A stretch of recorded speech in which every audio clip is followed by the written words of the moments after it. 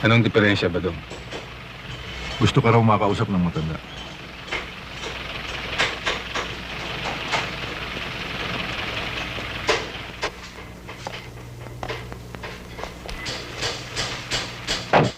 Kumusta kayo?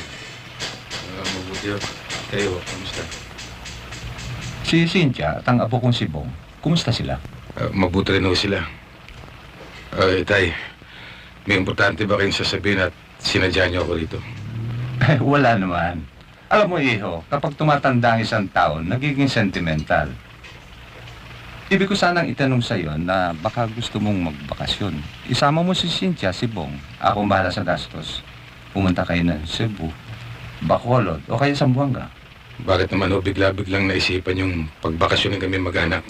Gusto ko lamang bigyan ng pagkakataon na makapag-relax ka. Mahirap din naman itong klase ng trabaho mo,